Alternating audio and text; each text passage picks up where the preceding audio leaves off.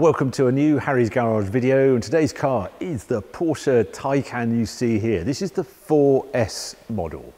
All the previous reviews really have been around the Turbo S, the most expensive, the most fastest Porsche Taycan of all.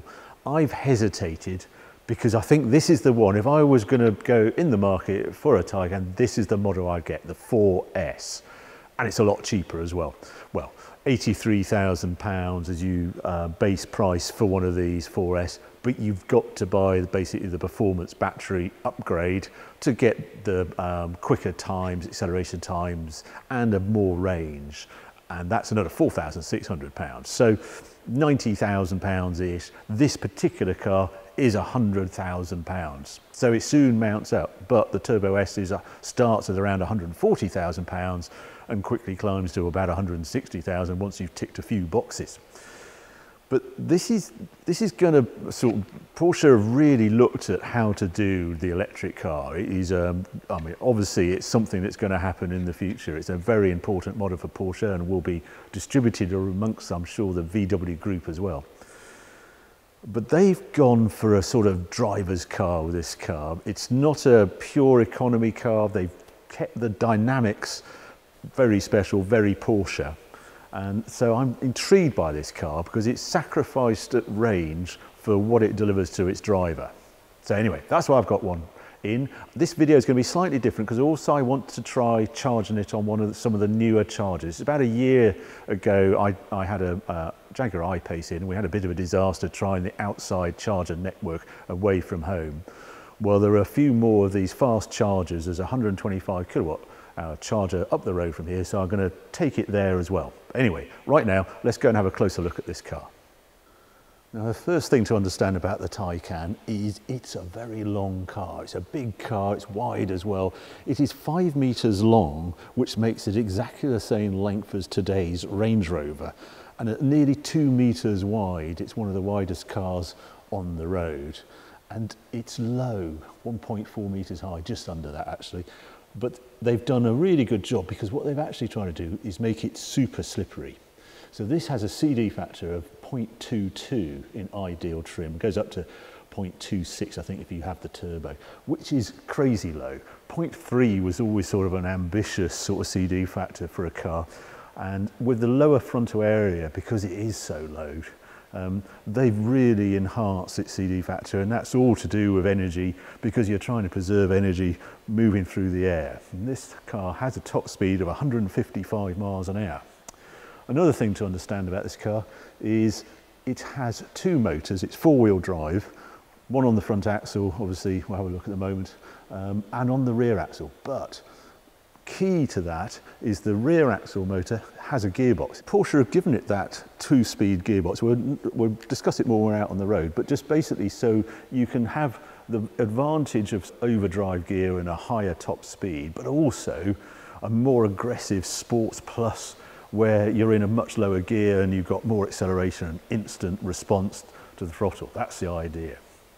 A very elegant design, and I just love the colour. Mamba green metallic this is. It's only a £700 option, but really suits it. Everybody's commented on it who's seen it, and yeah, we're very tempted to touch this box. It's not a sort of typical sort of British racing green, or Audi don't quite get it right, but I think it really suits this car and is a very handsome thing. It just strikes me as a very modern design, this car. I went right round this car with a magnet because I was intrigued what it was made of, and basically all the outside panels are aluminium. When you open the door, just something of note is this B-pillar is very big, and you can sort of see how the seat is tucked around there. I'll explain that more when we get into it and we drive away. But other thing with these charge points, this has a sort of electronic charge point. There you go. That's a £400 extra.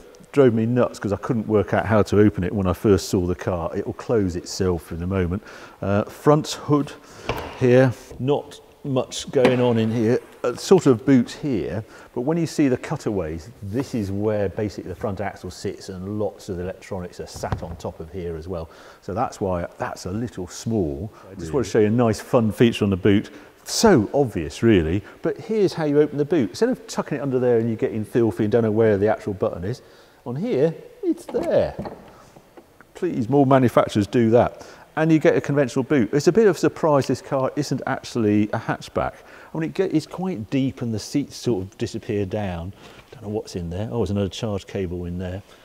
But it's, yeah, big black hole. But that's quite a small opening when you think, I'm in a Range Rover size car here, but I've got a conventional boot. Right, so it's a bit of a rush round the car and the tech on it because I want to get outside. We've got a lot to do today. So I'll take it outside now, take it for a drive. Yeah, and here you are. I mean, the first thing that strikes you when you see the interior on this car, it's ever so modern. It all comes alive as I've unlocked the glass screen, which, yeah, it just has no backing, no binnacle on it, just this glass screen and the 3 dials on it. Very clean, very Porsche design. No buttons. You just think how many buttons there were in Panamera when that arrived, and the, well, 911. I suppose 991 started the trend of reducing the button count. Now there's nothing. Just a few on the wheel here. When I first got in it, I was completely fooled for where the gear lever was, you know, because you had that funny start thing on the 992, that fooled you. This one, you just can't see the gear lever. It hides round here, but you can't see it as a driver. It's invisible, but I can see I'm in park at the moment. So I love the way the dash just sort of comes alive. There isn't an actual screen here that is on its own. You can actually, if you want to pay extra, have an option and have the screen over there as well, a sort of passenger screen that controls all the infotainment apparently. Here I've got sort of ventilation things I do on here. I press that. I've got 68% battery at the moment, 157 mile range. Yeah, that range, they hoped, well, the claim range is 285 miles, 287 miles, I think it is. It's not that. I've had 2 full charges on this.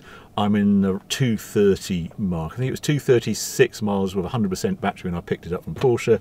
I charged it up and got 230 something mile range. But it is that. It doesn't degrade once you get onto motorways and things like that. But it is nowhere near the 280 mile range, even with the extended battery. Right, I've got to get a little bit of a move on because there's a lot to do today. Going to head out of here. I'll just put this into drive. Here we are, drive. Going to go up to this Banbury to Intervolt, this sort of charge station, and just see how that actually works this time, because a year on since I last tried it, there's been dramatic improvements, and it's also, I can take in my favourite bit of road on the way there. So I'll see you in a bit.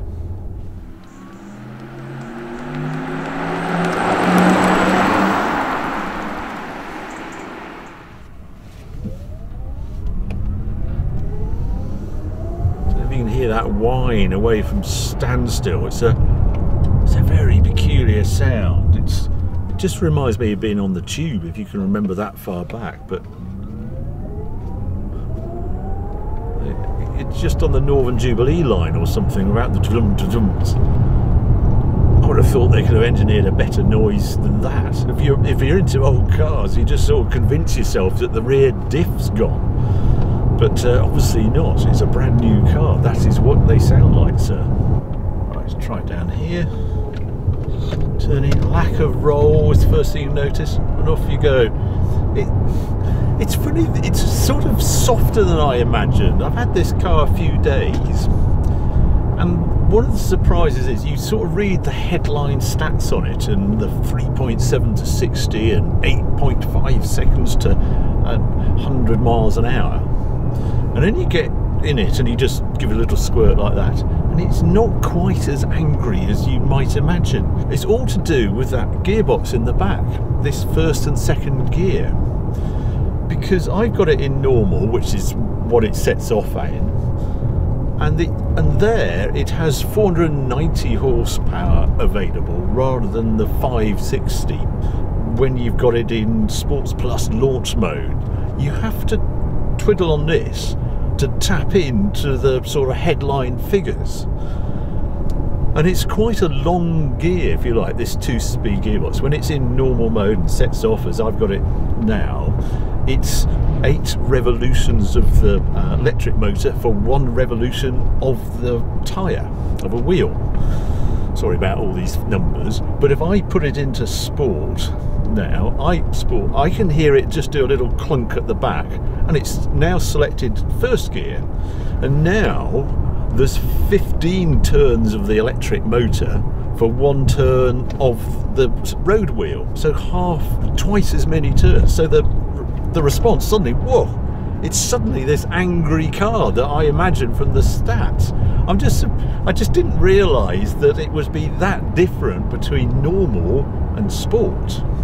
But in sport, yeah, suddenly we really do feel like a Porsche. There's also this lack of roll. I think it's a characteristic I've noticed on all electric cars. You know, the Jaguar I-Pace, you get into that, and it's dynamically a big surprise, because they can mount the battery so low down, the centre of gravity is just there. They don't need all the anti-roll trickery you generally put on SUVs, because it naturally has this super low centre of gravity because the heavy battery is in the floor.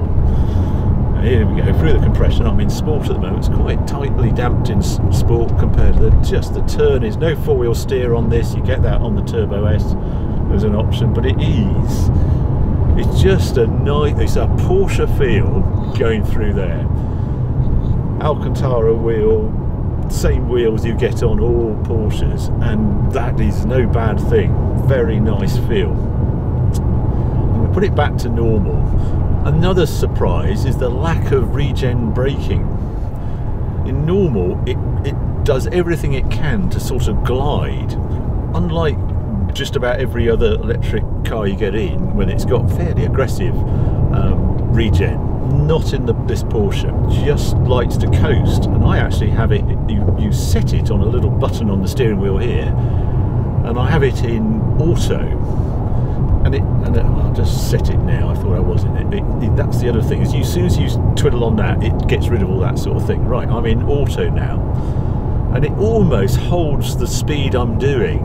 Going through town, you notice it. It's almost like it's on a radar cruise set to 30 miles an hour. And then as you approach a roundabout or a car, you suddenly get the regen, and it's doing it off some sort of radar, but this hasn't got radar cruise, it's just doing it on the regen. Lots of tech to learn of electric cars.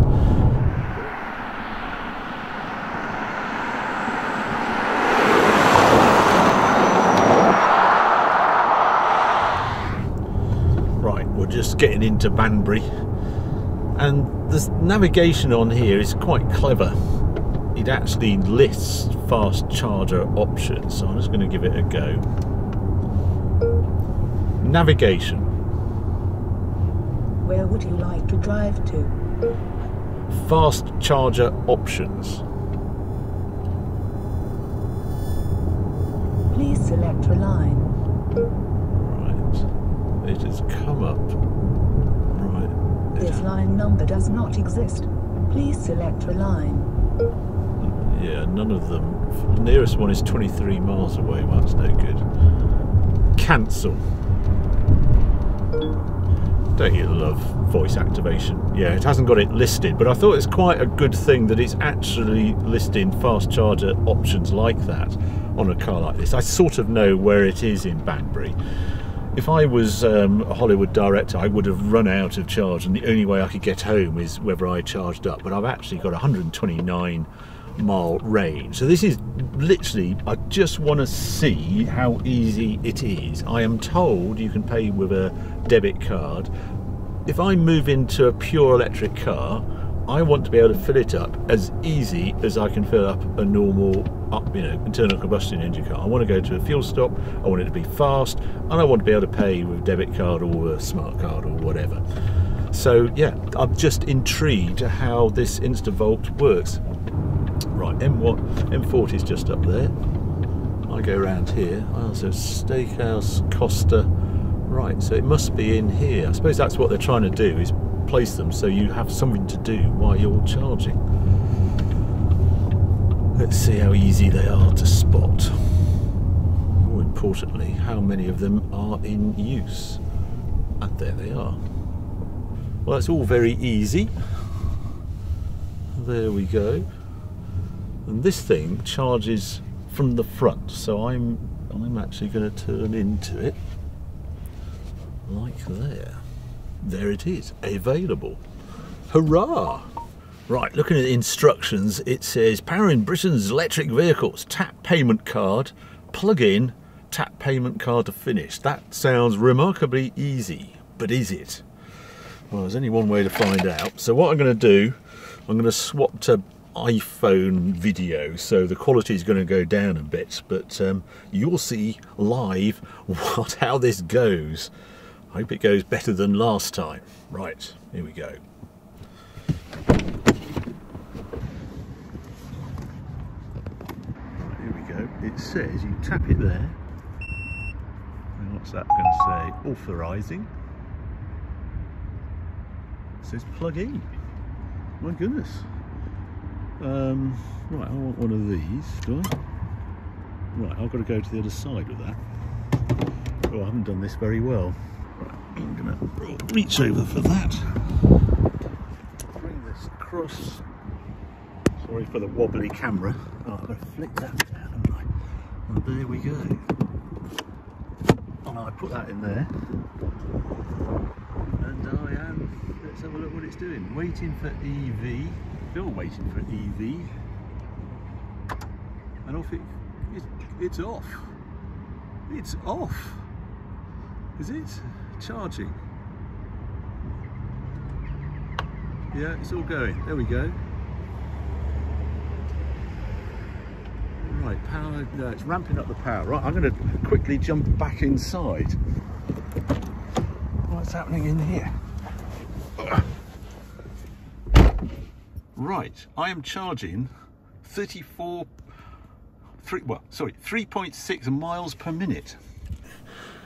I've never been quite so excited about plugging in an electric car. Impossibly easy. I walked up to the pump, flashed the debit card. It said, fine, authorising, plug in. Finally, you can charge your car as easily as you can fill it up with fuel. Now that has changed my opinion of all electric cars. If it's this easy, why is it taking so long? But that is ace. This is Tesla-esque, and I'm in a Porsche rather than a Tesla. Right, I'm going to add a bit of charge. I'm only really doing, I might sort of, what have I added? I've added 5 miles already. So it's not super fast. What's it actually charging at? It's charging at 80 kilowatts. It's sort of ramping up, but it's not quite as fast as I expected. It's 125 volts. There's one other car, there's a mini electric next door. So it's not charging at the headline 125 kilowatts, but it is charging up. Oh, there's a Zoe there as well. So there's 3 of us charging. That's probably why I'm down to 80 kilowatts. But this is a big change from my last experience of trying to fill up away from home. Couldn't really be easier. So here we go. Let's have a look what we've done. We've only put in 23 miles I've added. Don't know if you can see that. Yeah. £2.50 it's cost me. If I want to stop charging, how do I do that? There you go. Right, I just did it with the card. That's how you do it. So I've added that, and hopefully I can just unplug. All right, yeah, I'm ready to go.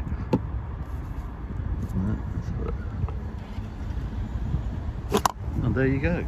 God, how easy is this? Well, that was great.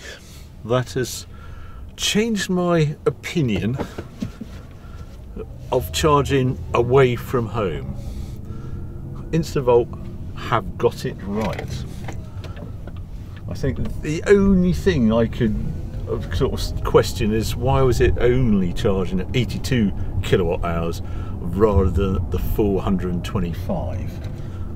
But apart from that, the ease with which I just flicked a debit card at the pump and it instantly authorised and off it went, that is what I've been waiting for, and there it is. Well, back on my more familiar roads, and it's time to sort of summarise this car. So, starting with the dislikes. Well, I suppose my number one dislike of this car is the packaging. It's basically, if you look at it and put it in categorise it, it's a 4-door saloon. And it's quite a tight 4-door saloon, especially when you consider it's 5 metres long.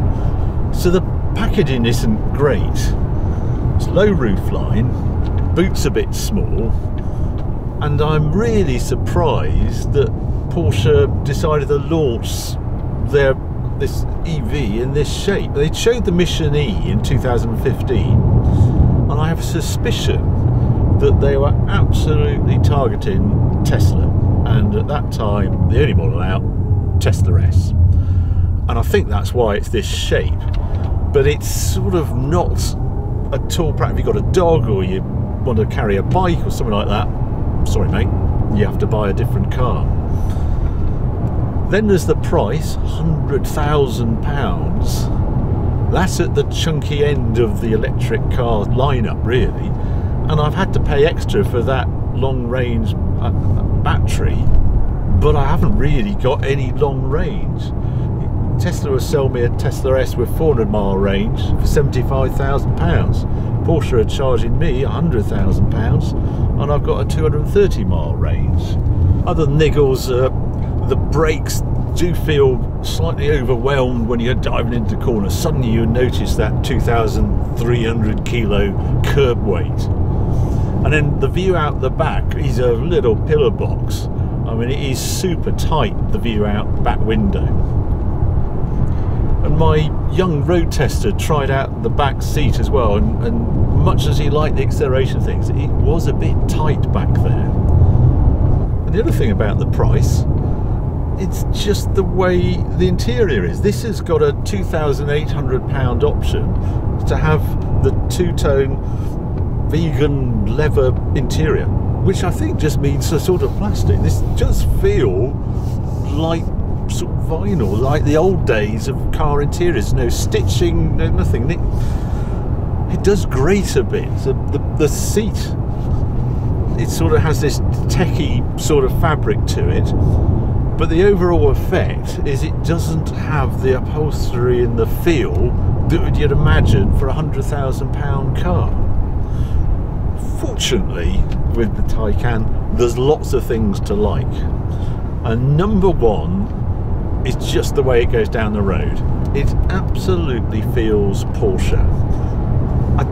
I don't know how they do it, but the weighting of the steering is just near perfect. It's unlike other electric cars I've driven. The way it turns in, it's helped by having the Michelin Pilot Sport 4 tyres, but there is a Porsche feel there. There's a finesse there in the way it goes down around. You don't have to turn it up to sport and go to crazy mode to experience it. It's just one of those things you notice. It's a very nice place to be here. I can cover miles sat here, and it actually engages me in a way that other electric cars haven't. So that's a real plus. Then the ride.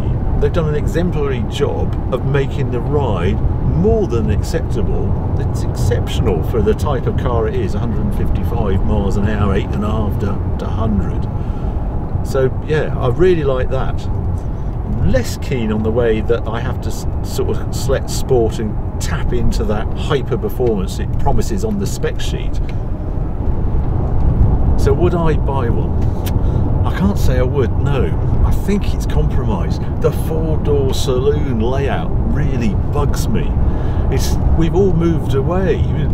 Car Industry Analysis very kindly did some research for me, and we now buy 3 times more SUVs than we buy four-door saloons, because we want our cars for all sorts of reasons, to be able to carry things, and I can't do it in this. I can just enjoy the drive experience, but we'll always be taking something else out of the garage, and I can't believe I'd be alone on that. And the other thing, with the Gran Turismo coming, I just wonder if this might be a bit of an orphan in the market, because everybody will jump ship and go to that model. We like our SUVs, there is no escaping from it. So yeah, I would wait for that model. I would wait also for a better range. Tesla can offer a 400-mile range. I want a 400-mile range in this car too. That means I can drive the Cornwall one day, I could go and see Interior, see my Espada being rebuilt, and get home without having an hour's charge. Although, you know, I have changed my opinion of charging away from home today. I still could do without the inconvenience at £100,000. So there you go. Great car, shows promise, but I'm waiting for the next generation. Hope you enjoyed this video. If you have, well, keep watching, keep subscribing, because there'll be more videos coming along very soon. Let's go fast. I can't go fast. Why? Oh, I don't know. I'm at home. I'm just. Oh, please go that way. Oh, which way? Up there. Oh, okay. Yeah. Can you tell me about the Porsche? What do you think? Good. Yeah. What, up here?